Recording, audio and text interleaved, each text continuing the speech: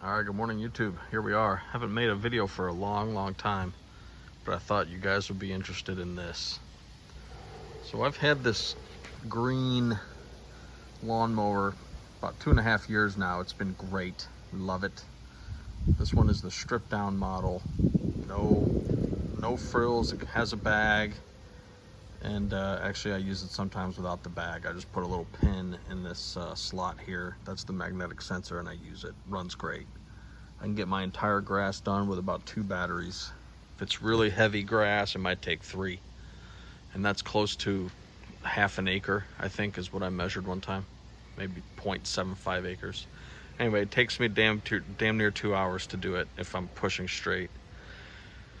So anyway, on Craigslist this weekend, I found a used mower for 60 bucks. That's that gray one right there.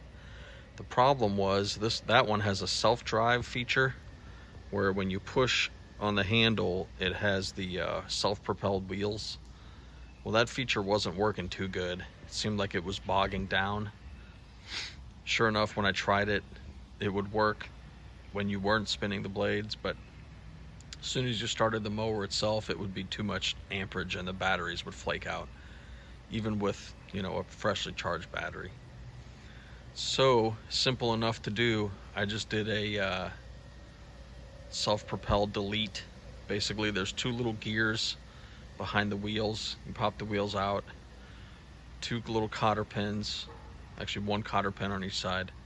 Pop the gear out and put the wheels back on, and now you've got a non-self-propelled mower. The problem is, with those gears in, it was quite a little bit extra effort to push the mower. Now it's almost as easy as the yellow one. I'm going to say almost because technically there is about maybe 8 extra pounds of hardware on the back end of the gray one, basically the motor and the shaft, but realistically you can't tell the difference. And so for 60 bucks, I've got a redundant mower. It did come with a bag.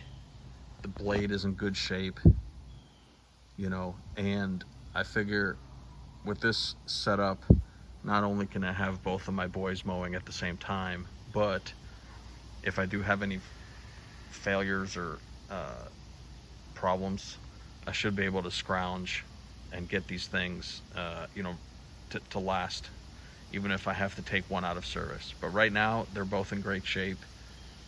I love them. Highly recommend these mowers. They are certainly a little bit finicky. These connection pins there, and there, those need to be tightened up. You got to make sure that the shaft is fully extended. In fact, you can kind of see that this shaft is actually a little bit in more. That's kind of a known problem with these. I have seen some guys on YouTube fix it by cracking open that little clamshell and either bolting or welding the 2 shafts together. I like to compress mine together because I fold them up to put them away. But yeah, these are pretty good. So this one, the one I just got, sharpened the blades on it. Like I said, I did the delete on the self-propel function, and I just mowed my entire yard other than a little bit because I got tired, and seems to work great. My gut feeling is I'm probably going to put the gray one, clean it up and put it away in the basement, and just keep using this yellow one. We'll see. It would be nice to have them both available for when my boys can do the job together. With 2 of these mowers, you can get the job done in about 45 minutes.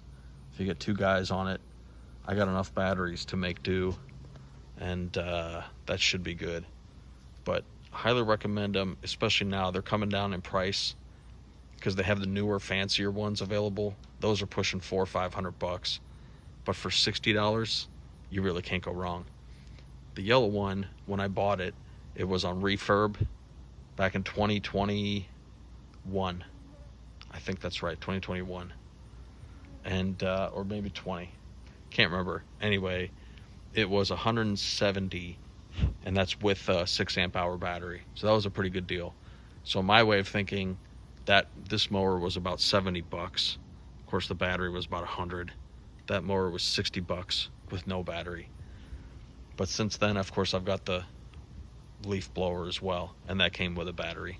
And I ended up buying an extra battery just to have it. But yeah, hopefully you guys will like this video.